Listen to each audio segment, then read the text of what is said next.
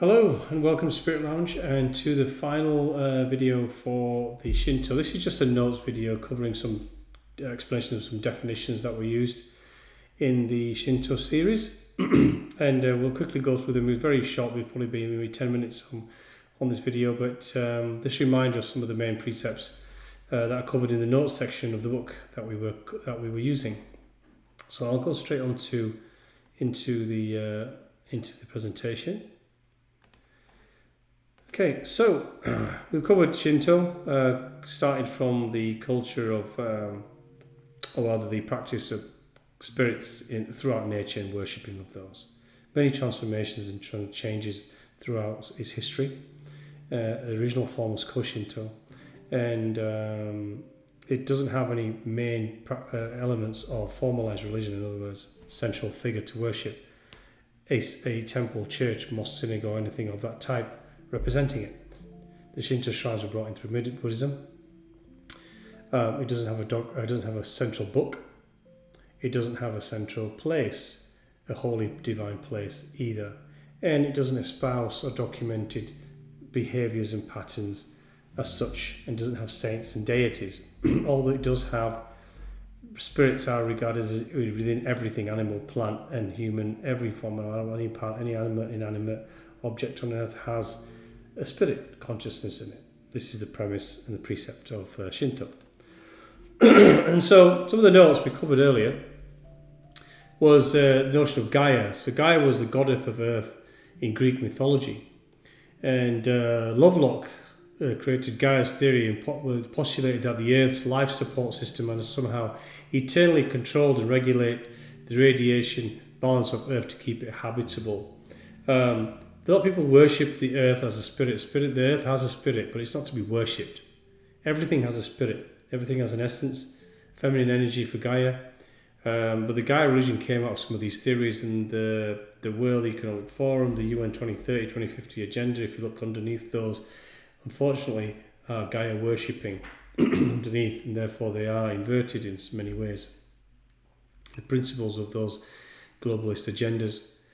Yorishori is a spiritual antenna that receives the spirit of Kami. Harai means dusting off and driving out evil spirits or shaking off contaminating influences. Mi, this is the most sacred name expressing the source and essence of life. He or Bi is conveying the meaning of fire, sun and spirit. Chi, this is the spirit soul, the Reikon, or the nature Kami, which is highly sacred and which is equal to me and he. Tama is the spirit soul, or the soul dwelling inside human beings or animals, or in fact anything in nature. Mono, this is the name or title for anything that resembles a spirit soul in its effects or character. It is similar to a spirit soul. Mononoke is a bad vibration that is released from a wicked spirit or thought. Kami, again, this is a universal word for spirit.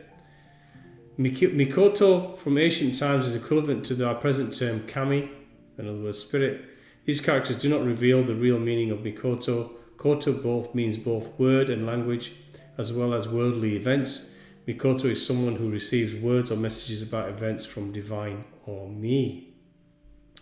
Mushi, this is used for the principal major spirit soul Reikon, which has much of the sacred power of Mis, Hiri, and Chi. It's quite confusing if you don't know Japanese, all of this. And the notes, the hierarchy of Kami. Japanese spirituals always recognize that Kami come in different forms, different spirits. Everything has a spirit. The spiritual dimension permeates all life forms, including humans, animals, and plants. This is the nature and the origin of Shinto. Distinction between Matsukami is heavenly Kami, and Kunutsukami is earthly Kami. The assumption in the Kami world there are different roles for Kamigami. One group of Kamigami is in the higher level world called Taka Manohara, and the other remain closer to this material world and is active here. During the medieval era, following influence from Buddhism, Shinto developed the concept of the realistic actual one, Jisa, and the provincial assumed one, Gonsha, in Kami.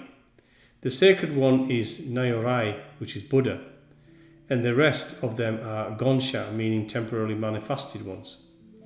Japanese kanigami are considered to be gongen, temporal manifestations or temporal. Indigenous Japanese kamigami were regarded as interior to their Buddhist counterparts, since Buddhist values were dominant in Japan at the time. The Japanese also saw images of kami in common places and in tools used for everyday life, and felt the presence of kami in animals and plants. Well, they're feeling basically the spirit, the soul. Every animal, every inanimate thing has a soul, has a presence of the divine breath. They're feeling that as a being, as a sentient thing.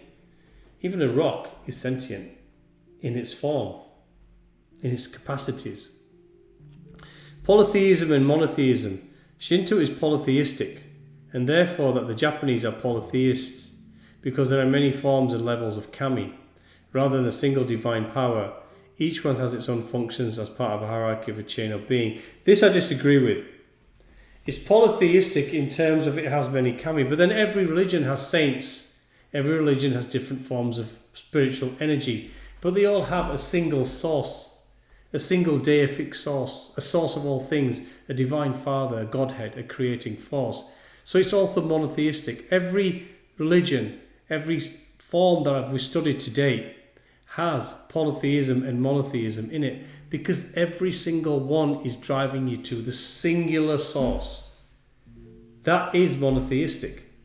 Now, if we're talking about having a figure, a effigy to worship in a monotheistic way, then no, it's not, because it doesn't have one.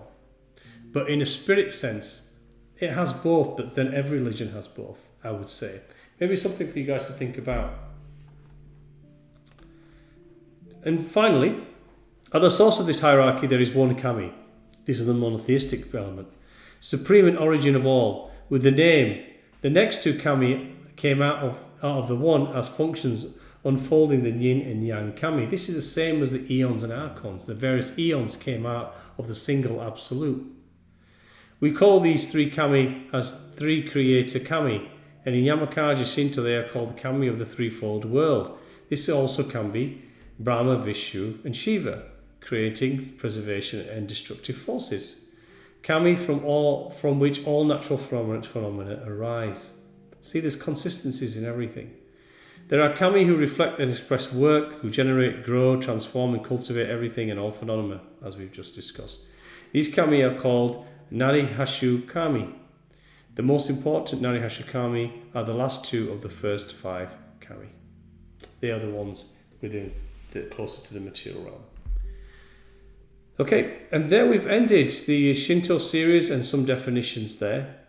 Remember, transformation is always going to be you, and the transformation needs to be permanent and instilled within you.